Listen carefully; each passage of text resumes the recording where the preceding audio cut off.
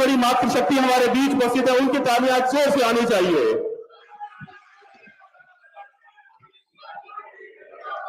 श्री अशोक गहलोत जी, श्री सचिन पायलट जी,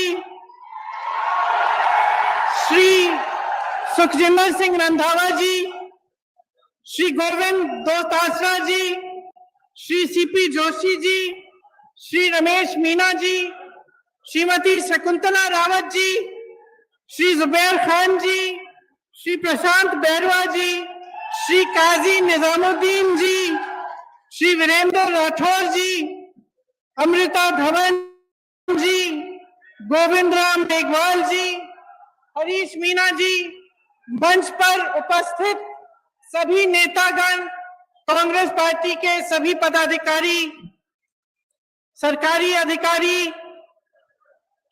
और मेरे भाइयों और बहनों, आपको इस सभा में स्वागत करते हुए मुझे बहुत खुशी हो रही है।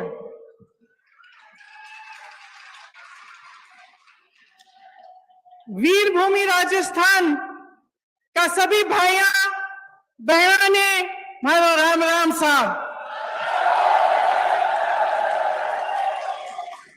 मने विश्वास है कि जोधपुरिया देव जी और धन्ना भगत जी का आशीर्वाद मो है सगला अच्छा हो।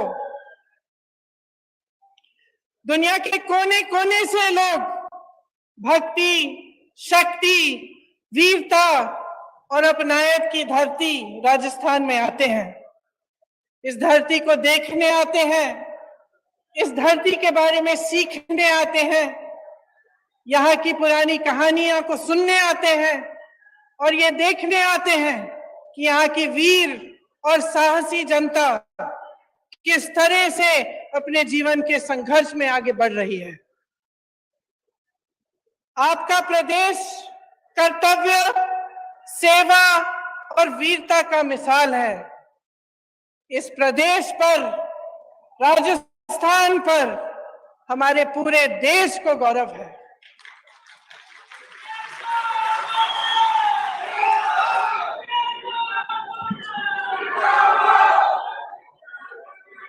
आप बहुत तालियां बजा रहे थे, एक बार मेरे साथ कहिए, जोधपुरिया देव जी की जय, धन्ना भगत जी की जय, अन्नपूर्णा गणेश जी की जय, डिग्गी कल्याण जी की जय। डिग्गी कल्याण जी की कथा तो आप सब बहुत अच्छी तरह से जानते हैं। ये आपकी परंपरा का हिस्सा है। आपको याद होगा कि उन्हें प्रसन्न करने के लिए राजा को बहुत तपस्या करनी पड़ी, तभी जाकर वो प्रसन्न हुए। उसी तरह से जो हमारा देश एक लोकतंत्र कहलाया जाता है, लोकतंत्र में जनता ही भगवान होता है, धोती है, जनता जनार्दन है। जनता की सेवा, उसका सत्य, उसका सच्चा अर्थ क्या होता है कि जनता सबसे सर्वोपरि है, परी है, सबसे ऊंची जनता होती है। यही हमारी देश की राजनीतिक परंपरा रही है। आप अगर गांधी जी को देखें, जिसने देश की राजनीतिक नींव डाली, स्वतंत्रता संग्राम लड़ा हमारे लिए, इस देश को आजाद किया, उनको देखिए, उनमें कितनी सादगी थी, किस तरह से उन्होंने अपना पूरा जीवन देश की जनता को दिया। हमेशा ये कहते थे कि देश का गरीब सर्वोपरि है।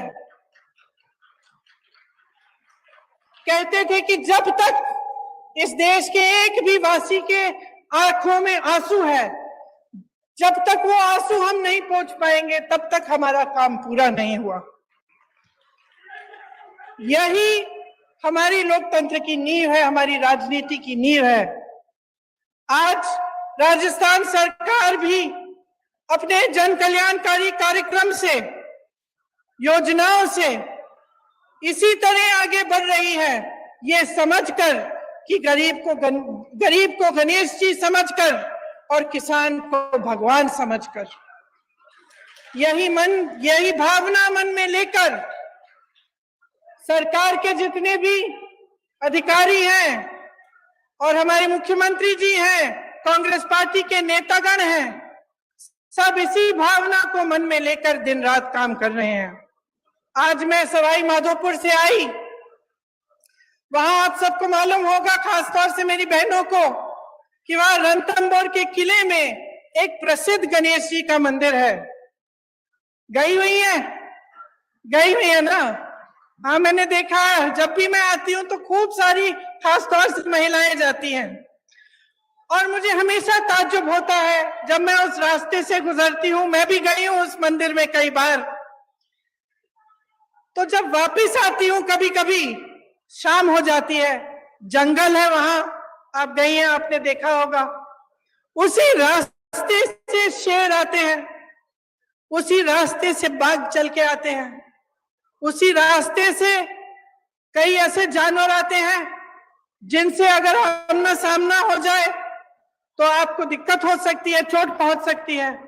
लेकिन मैं हमेशा देखती हूं कि मंदिर से आते हुए जो लोग हैं वो अपने दिल में श्रद्धा लेकर एक आस्था रखते हैं कि हम मंदिर से आ रहे हैं, हमें कुछ नहीं होगा, और उसी जंगल के रास्ते से चलते चलते वो अपने घर की ओर चलते हैं। मेरे मन में अक्सर ये बात आती है जब मैं मंदिरों में जाती हूं, लोगों की श्रद्धा को देखती हूं, कि इस तरह की श्रद्धा हम नेताओं के दिल में आपके लिए होनी चाहिए। जब हम कहते हैं कि जनता जनार्दन है तो ये बहुत गहरी बात है, और इस बात को समझना जनता के लिए भी और नेताओं के लिए भी बहुत जरूरी है। हमें समझना जरूरी इसलिए है क्योंकि जब हम दिन रात काम करते हैं, जब सत्ता में आ जाते हैं, तो अक्सर ये होता है कि अपनी महत्वाकांक्षाएं आगे हो जाती हैं। ये हो जाता है कि बहुत सत्ता मिल जाती है इंसान को, तो भूल जाता है कि सत्ता में लायक कौन। और आपको याद ये बात रखनी चाहिए, क्योंकि आपको ये बात कभी नहीं भूलनी चाहिए कि सत्ता देने वाले आप हैं। आज इन कार्यक्रमों में मैं एक नौजवान लड़की से मिली, शायद मेरी बातों को सुन रही होगी। उसे मोबाइल फोन मिला, अशोक गहलोत जी की जो स्कीम है, जो हमारी सरकार, कांग्रेस सरकार की स्कीम है, उसके जरिए, और उन्होंने धन्यवाद दिया कि आपने हमें मोबाइल दिया है। और हम भी अक्सर कहते हैं कि हमने ये दी, आपको स्कीम ये दी, आपको ये किया, वो किया आपके लिए। लेकिन आपको समझना जरूरी है कि हम आपको कुछ नहीं दे रहे हैं, आपका हक दे रहे हैं। ये सब चीजें जो आज राजस्थान की सरकार आपको दे रही है, ये आपके हक हैं। आज देश में परिस्थिति ये है कि देश पर राज करने वाले भाजपा के नेताओं के मन में इतना अहंकार आ गया है कि ये बातें भूल चुके हैं।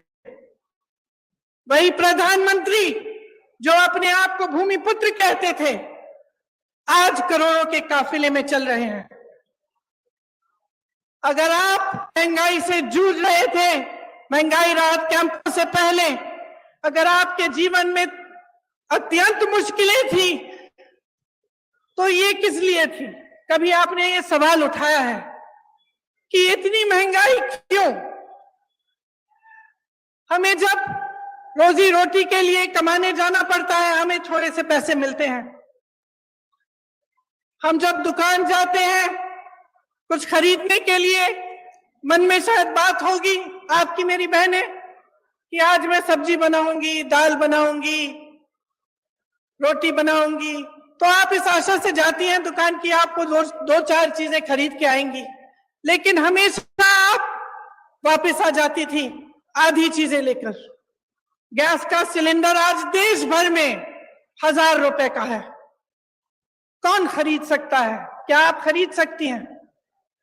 यहां पर राजस्थान की सरकार ने आपको 500 में क्यों दिया है सिलेंडर? क्योंकि देश भर में जो महंगाई है उसकी भाजपा के नेताओं को कोई परवाह नहीं है।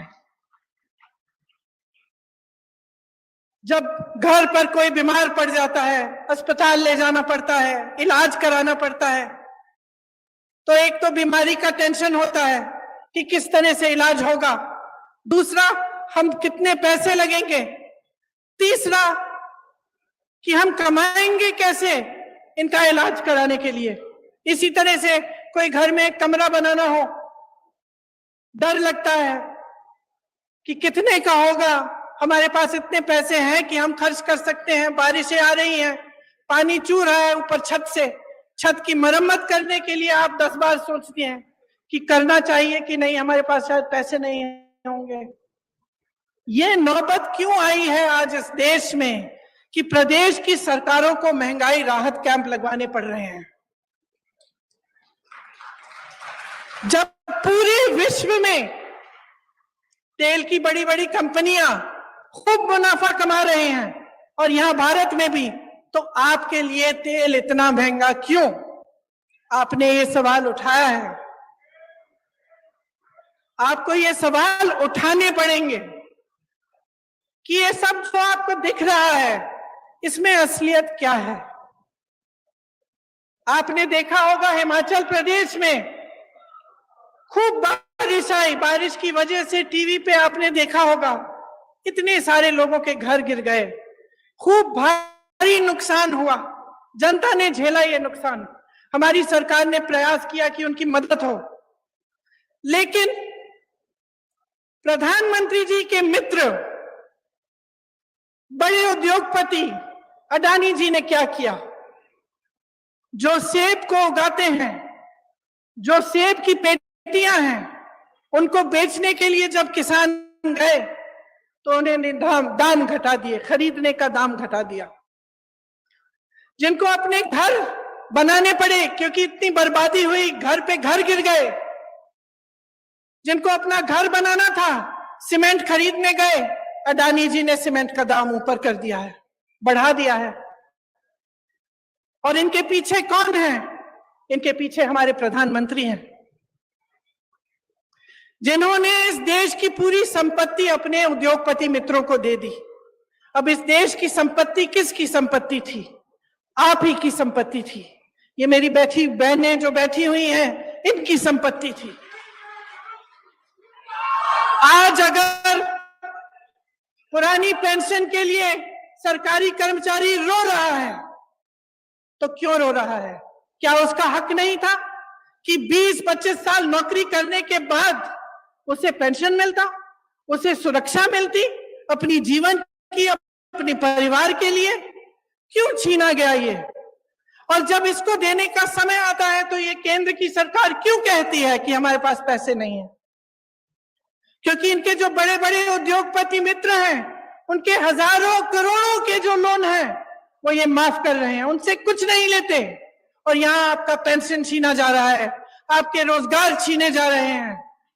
यहाँ के कितने वीर नौजवान हमारी सरहद पे खड़े होकर हमारे देश की सुरक्षा को देखते हैं, अपनी जान देने के लिए तैयार होते हैं। और केंद्र की सरकार ने क्या किया? अग्निवीर स्कीम ले आए। अग्निवीर स्कीम ले आए कि 4 साल बाद आप घर जाइए, नौजवान ट्रेनिंग करेगा, काम करेगा।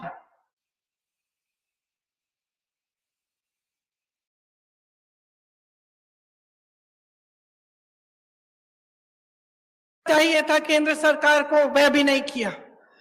हर चीज के लिए उन्होंने अपने उद्योगपति मित्रों को आगे रखा और जो जनता है उसको पीछे रखा। आज ये स्थिति है कि 45 सालों में सबसे अधिकतम बेरोजगारी आज है हमारे देश में। जब आपके सामने चुनाव के लिए वोट मांगने आते हैं तो बड़ी बड़ी बातें करते हैं और अक्सर बीच में धर्म को ले आते हैं, जाति को ले आते हैं, अलग अलग बातों को ले आते हैं जिससे आपके जज्बात जुड़े हुए हैं। लेकिन बहनों और भाइयों, एक बात को पूरी तरह से आप समझ लीजिए, ये चुनाव किसी दो राजनीतिक पार्टियों के दौड़ में कौन प्रथम आएगा उसका चुनाव नहीं है। ये चुनाव आपके भविष्य का चुनाव है। इसमें सबसे बड़ा सवाल ये है कि आपको आपका हक आपको कौन देने के लिए तैयार है। और मैं दावे के साथ कह सकती हूं कि भाजपा ने 8 सालों में जो सरकार चलाई है इस देश में, उसने आपके हक को बार बार खत्म किया है। जिन बड़े बड़े उद्योगों से आपको रोजगार मिलता था, उन्हें चुपचाप से एक के बाद एक अपने बड़े बड़े उद्योगपति मित्रों को सौंप दिया। आपके पेंशन कटवा दिए, आपकी सेना में भर्ती होने के चांस खत्म कर दिए, अग्निवीर ले आए, महंगाई बढ़ा दी और खुद इतने बड़े काफिलों में चल रहे हैं। रोज रोज आप टीवी चलाते हैं, आपको दिखता है रोज रोज, खास तौर से आजकल। आज सुबह तो मैंने देखा कि इनके G20 जब हो रहा था तो बारिश आई और सारा जितना भी वो जहां पे वो G20 की मीटिंग रख रहे हैं उसमें सारा पानी फैल गया है। मेरे मन में एक बात आई कि शायद जो हमारे देशवासी डर के मारे कह नहीं पा रहे हैं, भगवान ने कह दिया कि अपना अहंकार कम करो, अपना अहंकार कम करो। इस देश ने तुम्हें बनाया है, इस देश ने नेता बनाया है, इस देश को आगे रखो, इस देश की जनता को सर्वोपरि बनाओ। जब ये अपने धनवान मित्रों को सरकार की सारी कंपनियां सौंप देते हैं तो नुकसान कौन उठाता है? जब ये बड़े बड़े खर्चे करते हैं तो नुकसान कौन उठाता है?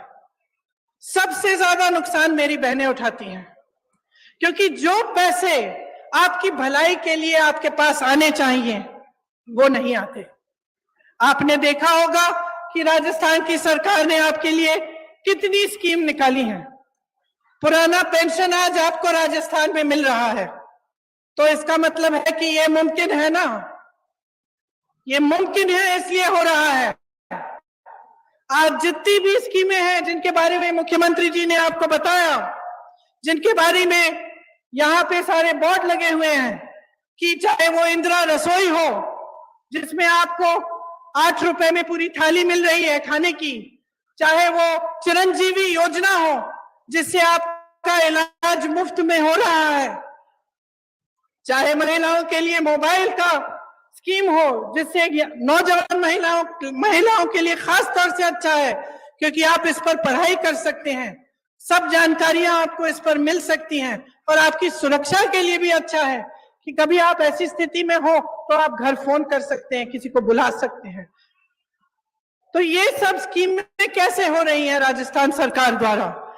ये तभी हो रही हैं क्योंकि ये जो पैसे हैं सरकार के पास जो होते हैं ये आपके लिए होते हैं। जिस सरकार की नीयत सही होती है वो इस संपत्ति को आपकी भलाई के लिए खर्चती है, और एक ऐसी ही सरकार आज राजस्थान में कांग्रेस की सरकार, अशोक गहलोत जी की सरकार है।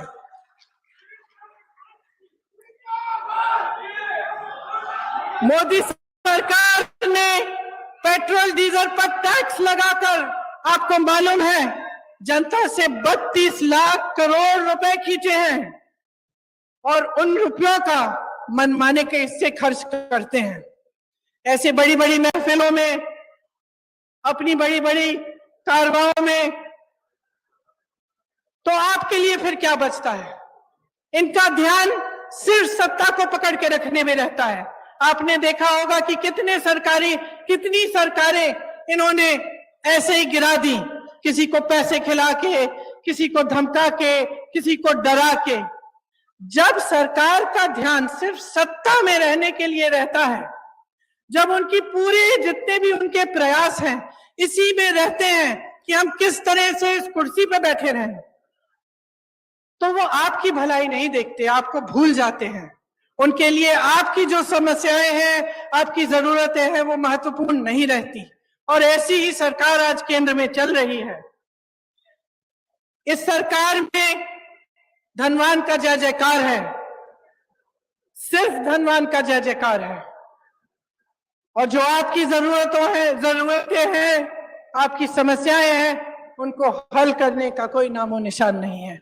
इसीलिए इतना बोझ प्रदेश की सरकारों पर पड़ रहा है कि हर चीज के लिए आपको, आपके लिए राहत दिलवाने के लिए, आपकी मदद के लिए, आपकी सहायता के लिए इनको करना पड़ रहा है, और ये सही भी है। और जैसे मैंने कहा कि कांग्रेस के जितने भी नेता हैं जो उपस्थित हैं इस मंच पर, वो सब आप ही के लिए प्रयास करना चाहते हैं। वो चाहते हैं कि आपको आपका हक मिले और हर तरह से आपके लिए काम हो। देवनारायण जी की श्रद्धा, डिग्गी कल्याण जी के विचार, धन्ना भगत जी के का मिसाल, इन्हीं पर कांग्रेस काम कर रही है। केंद्र द्वारा जो बढ़ती महंगाई का सामना करने के लिए राजस्थान कांग्रेस सरकार ने आपकी मदद की, उसका पूरा प्रयास दिन रात होता है। देश में सबसे बड़ा स्वास्थ्य बीमा का कार्यक्रम राजस्थान में है। ग्रामीण क्षेत्र के लिए 1000 इंदिरा रसोई आज से शुरू हुई हैं। वहीं Indira Gandhi gas cylinder scheme में आपको गैस सिलेंडर 500 रुपए का मिल रहा है। साथ साथ मेरी बहनों के लिए इंदिरा गांधी स्मार्टफोन की जो योजना है जिसका मैंने जिक्र किया, इससे आपको सुविधा होगी। कांग्रेस सरकार की नीतियों के चलते 1 करोड़ से ऊपर उपभोक्ताओं का बिजली बिल शून्य आया है। अभी मैं कुछ लोगों से मिली थी, किसान थे, बहुत खुश थे कि अब बिजली बिल कम से कम जब शून्य पे आ रही है तो उनकी कुछ कमाई हो रही है। बहुत दिनों से कमा ही नहीं पा रहे थे क्योंकि केंद्र सरकार की नीतियों के चलते बहुत ज्यादा महंगाई का बोझ आप पर है। जो अन्नपूर्णा फूड पैकेट हैं, उनके माध्यम से आपको गेहूं, दाल, चीनी, तेल और नमक और मसाले मिल रहे हैं। देखिए, जब इस देश को बनाया, इसकी आजादी की लड़ाई लड़ी, जब इसको बुलंद किया, तो सिर्फ एक इंसान ने नहीं किया, चाहे वो महात्मा गांधी ना हो, लेकिन अकेले ये काम उन्होंने नहीं किया। ये काम उन्होंने आप सबके साथ, आपके पूर्वजों के साथ मिलजुल कर किया। इस देश को आजादी दिलवाने वाली जनता थी। इस देश को बुलंद बनाने के लिए भी जनता खड़ी है। जब हमारा देश आगे बढ़ता है तो ये काम जनता का काम होता है, सिर्फ एक जने का नहीं। लेकिन आज जो परंपरा हमारे सामने, एक नई परंपरा चल रही है, उसमें ऐसे लगता है कि सिर्फ एक नेता, हमारे प्रधानमंत्री जी सारी चीजें कर रहे हैं। तो अब जनता, आप समझदार हैं मेरी बहनों और भाइयों, आप में विवेक है, हर रोज आप अपनी समस्याओं का सामना कर रहे हैं, तो इस बार एकदम सोच समझ के अपना वोट दीजिए। ये सब सवाल जो मैंने उठाए हैं, अपने मन में इनको रखिए कि इस देश को बनाने वाला कौन है? आप हैं। नेताओं को बनाने वाला कौन है? आप हैं। तो जब आप अपनी सरकार चुनने जाएंगे तो आप पूछिए उनसे, भाजपा के नेताओं से पूछिए कि राजस्थान की वीर धरा से कितने रोजगार दिए उन्होंने। बताएं मोदी जी, राजस्थान में केंद्र की कितनी योजनाएं दी हैं उन्होंने। ईआरसीपी पर मौन क्यों है, जबकि उसके होने से इस पूरे इलाके की तरक्की हो जाती। वो बताएं कि जनहित में जब रेलवे प्रोजेक्ट जो हमारी सरकार ने बढ़ाए थे उन्हें रोका गया, तो इसके पीछे उनकी क्या सोच थी। जब हमारी सरकार थी केंद्र में, तब जो पैसे केंद्र से आते थे वो 90% होते थे। योजना में जब योजना शुरू होती थी तो उसके अनुपात के लिए आज 50% आते हैं। ये कम क्यों किया, ये पूछिए। बहनों और भाइयों, मसला साफ है, चुनाव आ रहे हैं। आपको मालूम है, हर 5 साल आते हैं, हर 5 साल एक नई सरकार आती है, आप उसे मौका देते हैं। काम करने का मौका होता है, दिखावा का मौका नहीं होता, झूठ बोलने का मौका नहीं होता, अपने लिए नेताओं को महलों और बड़े बड़े काफिलों का मौका बनाने का मौका नहीं होता। जो सरकार आती है उसे आपके लिए काम करने का मौका आप देते हैं। आपने देखा है कि अशोक गहलोत जी की सरकार, हमारी कांग्रेस की सरकार का ध्यान सिर्फ आपके विकास और आपको आगे बढ़ाने में गया है।